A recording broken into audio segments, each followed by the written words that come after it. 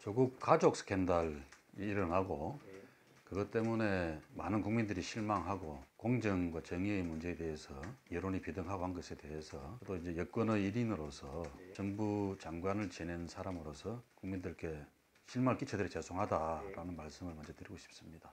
근데 제가 조국 전 수석과 같은 세대이긴 합니다만은 저는 이미 30년 전부터 정치와 행정의 길을 걸어왔던 사람 입장에서는 같은 세대라 그래서 동일시를 하는 그런 시선에 대해서는 어떤 면에서는 586 세대 전체에 대한 어떤 매도의 의도가 있지 않는가 싶어서 불쾌한 마음도 큽니다. 조국 가족 스캔들만 놓고 보면은 저는 조국 수석의 가족들이 100% 결백하고 흠이 없다 이렇게 생각하지도 않고요.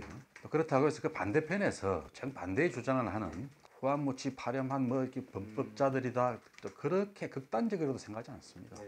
그 중간쯤에 진실이 있을 거다. 그런데 그 진실은 결국 법정에서 가려질 수밖에 없을 거다. 그렇게 생각을 하고 그 결과를 지켜보자는 그런 입장에서 말을 보태거나 하지는 않았습니다. 침묵했다는 부분에 대해서는 일단 일부러 이렇게 말씀 안 하시고 했던 그런 건 아니다 말이죠. 어느 쪽이든 양극단의 그런 주장이 다 맞지는 않을 거다. 그 중간쯤에 진실이 있을 텐데 그 진실에 대해서 속단하고 이러쿵저러쿵 말을 보태는 것은 좀 섣부른 게 아닌가 하는 생각에서 수사와 재판을 지켜보자 그런 입장이었던 거죠. 국민들이 그러면 대부분 실망을 했던 부분에서 공감을 하신다 맞죠? 그렇죠. 법의 문제, 불법의 문제였는가 아니면 그냥 불법은 아니지만 도덕적인 그런 하자의 문제였는가 이런 부분에 대해서는 역시 법정에서 가려질 재판을 통해서 가려질 문제 아닌가 하는 생각을 하는 거죠.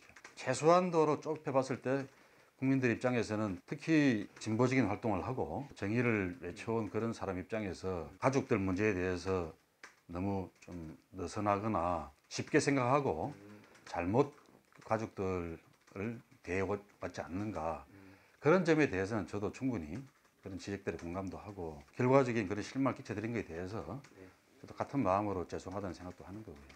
그렇지만 수십 명의 검사와 그보다 훨씬 많은 수사관들을 투입해서 온 가족의 먼지를 사사시 털어내는 그런 수사를 통해서 과연 조금이라도 흠이 안 나고 먼지가 안 날 그런 가족이 과연 있겠는가 그런 점에 대해서는 다시 한번 우리 모두가 좀 냉정하게 되짚어 봐야 되겠다는 생각입니다.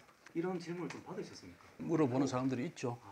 입장이 뭐냐고 주로 이제 물어보죠. 그럼 내가 이제 지켜보자.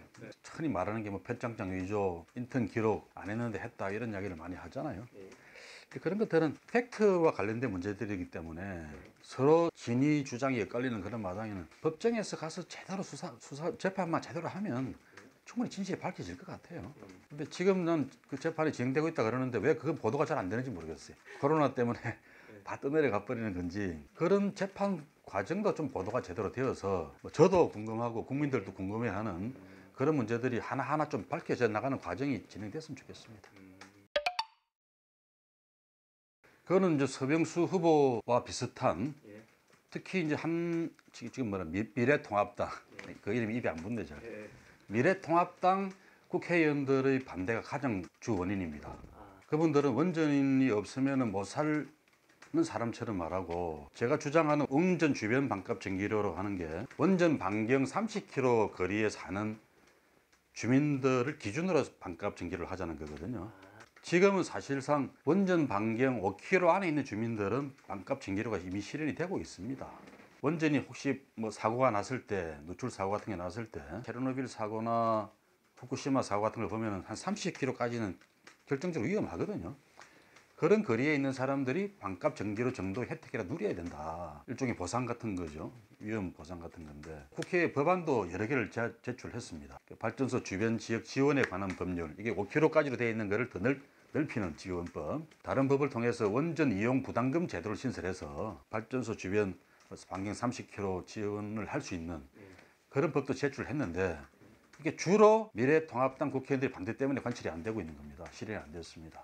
민주당 국회의원들은 대부분 찬성입니다. 근데 이제 정부 입장에서도 반대가 많다라는 걸 핑계로 심지어는 국회뿐만 아니라 보수 언론을 중심으로 해서 원전을 줄이거나 원전의 원가를 올리는 발전 단가를 올리는 어떤 노력도 전부 다 매도하는 그런 노력들을 많이 하지 않습니까? 그런 반대 여론을 빌미로 해서 한전이나 정부에서도 가급적 이 법안에 찬성을 안 하고 넘어갔으면 하는 그런 마음이 있는 거죠. 그런 거대한 반대 세력들 때문에 반값 징계는 실현이 안 되고 있는 겁니다. 제가 반값 징계로를 외치는 것은 우리 부산 시민뿐만 아니라 원전을 끼고 살고 있는 전라도 영광, 경북, 경주, 울진 이런 주변 지역 주민들을 위한 일일 뿐만 아니라 원전이 결코 안전하지 않은 전기일 수 있다라는 그런 주위 환기, 더 나아가서는 위험 비용과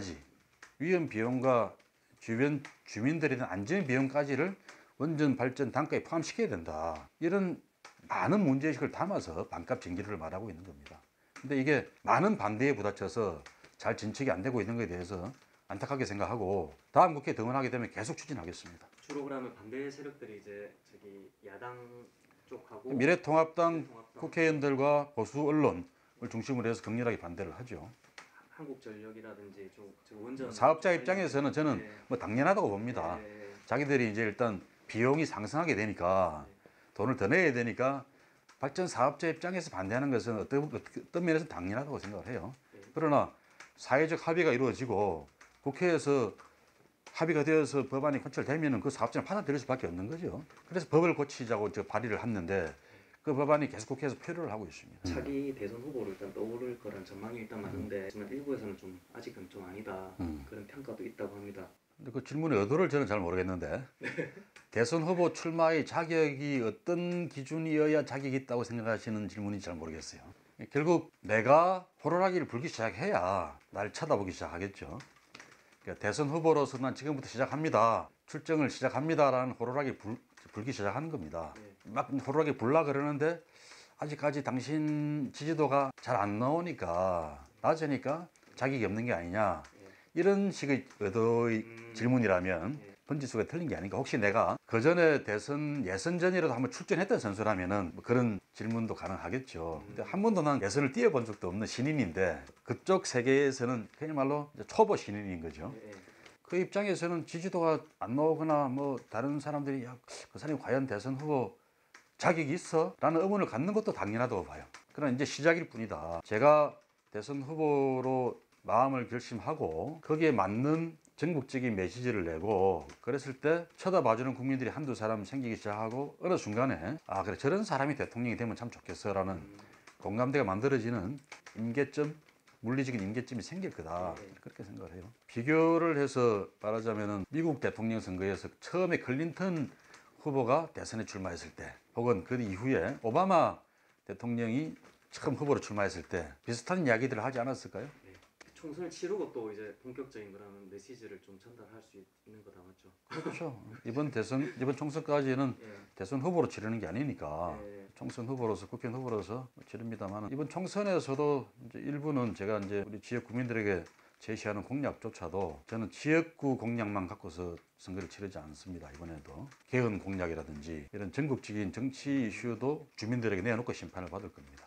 그건 일종의 예고편 같은 거겠죠. 제가 이번 총선 이후에 어떤 정치를 하겠습니다라는 예고편을 총선 공보문을 통해서도 말씀을 드리려고 합니다. 뭐 살짝 말씀드리면 개헌 공약은 2포인트 개헌이라고 이야기를 하는 공약인데 1포인트는 획기적인 지방 분권 혁신 체제의 강화를 통해서 지역 균형 발전을 도모하자. 두 번째는 대통령 4년 중임제 개헌을 통해서 책임 정치를 좀 실현해보자. 이게 제가 말하는 2포인트 개헌입니다.